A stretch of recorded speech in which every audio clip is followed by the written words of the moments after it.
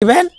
আর হচ্ছে গিয়ে অন্য অন্য কৃষক ভাই থেকে বলছে আপনারাও ঠিক এইভাবে বীজতলায় বীজ ফেলতে হয়।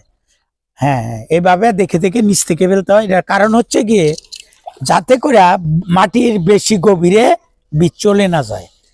এই হলো আদর্শ বীজতলার লক্ষণ। এই যে উনি দেখতে পাচ্ছেন, উনি সুন্দর করে ড্রেন করে আদর্শ বীজতলার যে দৈর্ঘ্য প্রস্থ ঠিক সঠিকভাবে করছেন। আপনারা আপনাদের বীজতলা। তারপরে উনি আরেকটি প্রযুক্তি, আসলে কৃষক ভাইয়েরাই সব পারেন। যেমন ওই যে দেখতেছেন ওনার বীজতলায় উনি মশারির কাপড় ব্যবহার করেছেন। এটার কারণ হচ্ছে এই এখন বাবুই পাখি খেয়ালায়, এই জন্য উনি এই বীজ ফেলে আবার মশারির কাপড় দিয়ে উনি ঢেকে দিবেন, যাতে একটা বীজও নষ্ট না হয় এবং বাবুই পাখি যাতে নষ্ট করতে না পারে।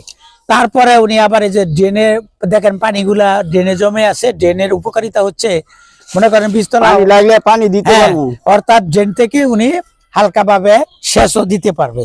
তা আমি সকল কৃষক ভাই থেকে অনুরোধ করব, আপনারা ঠিক হুমায়ুন ভাইয়ের মতো এইভাবে সবাই আদর্শ বীজতলা করবেন। তাতে মনে করেন আজকে এখন বীজতলা করার পরে প্রচন্ড বৃষ্টি হইল, তারপরে বীজ নষ্ট হবে না, কারণ ওই যে পানি সব ড্রেনে নেমে যাবে। তারপরে আবার কখনো কখনো যদি দেখা যাচ্ছে যে পানি দরকার হয় তখন ড্রেন থেকেই পানি দিতে পারবেন। এই জন্য এইভাবে আদর্শ বীজতলা করলে আপনাদের উপকার হবে।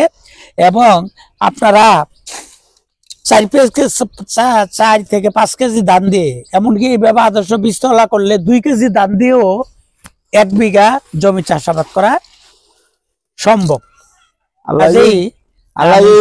আমি 2 কানি ক্ষেত লাগানোর চিন্তা ভাবনা করব। ধন্যবাদ হুমায়ুন কবির ভাইকে, কারণ উনি চিন্তা করছে এই আমরা প্রদর্শনীর 107 বিধান 107 আমরা ওনাকে দিয়েছি। ওনার চিন্তা যে উনি আমাদের প্রদর্শনীর পরেও যে 2 কানি ক্ষেত আমার লাগানোর চিন্তা ভাবনা, 2 বিঘা জমি উনি রোপণ করার চিন্তা ভাবনা করতেছেন। এবং আমি আশা করি হুমায়ুন ভাই এই ব্যাপারে সফল হবেন 100%। এতে কোনো